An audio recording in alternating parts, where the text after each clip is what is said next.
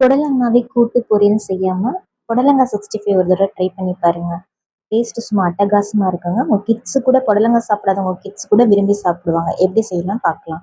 புடலங்கால விதையெல்லாம் நீக்கிட்டு இந்த மாதிரி நல்லா ரவுண்ட் ரவுண்டா கட் பண்ணிக்கோங்க ஈவனா. அதுக்குள்ள எந்த ஒரு விதையும் இருக்கக்கூடாது. புடலங்காயெல்லாம் ரவுண்ட் ரவுண்டா கட் பண்ண பிறகு கொஞ்சோண்டு கொதிக்கிற தண்ணியில கொஞ்ச நேரம் வேக வச்சு ஆஃப் பாயில் பண்ணி எடுத்து வச்சுக்கோங்க. அது கூடவே நீங்க சிக்கன் மசாலா தடவி வச்சுக்கோங்க. நான் என்னோட வீட்டு மசாலா தடவிருக்கேங்க. சிக்கன் மசாலா தடவி கொஞ்ச நேரம் ஊறின பிறகு நீங்கள் ஃப்ரை பண்ணி எடுத்துக்கோங்க. அவ்வளோதாங்க. சட்டுன்னு உங்களுக்கு புடலங்கா 65 ரெடி ஆயிருச்சு. கிட்ஸுக்கு இந்த மாதிரி செஞ்சு கொடுங்க. புடலங்கா சாப்பிடாதவங்க கிட்ஸு கண்டிப்பாக இந்த மாதிரி நீங்கள் டிஃப்ரெண்ட்டாக ட்ரை பண்ணி கொடுக்கும்போது கண்டிப்பாக சாப்பிடுவாங்க. அதே மாதிரி நீங்கள் புடலங்கா ஹாஃப் பாயில் பண்ணி எடுத்துட்டு மசாலா தடவிக்கோங்க.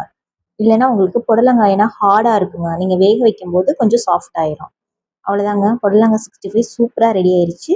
கண்டிப்பாக ட்ரை பண்ணிவிட்டு எப்படி இருந்துச்சுன்றதை கமெண்ட் செக்ஷனில் தெரியப்படுத்துங்க. இது போல இன்ட்ரெஸ்டிங்கான குக்கிங் வீடியோக்கு நம்ம சேனலை மறக்காமல் சப்ஸ்கிரைப் பண்ணி வச்சுக்கோங்க. நெக்ஸ்ட் வீடியோவில் பார்க்கலாம். பாய்.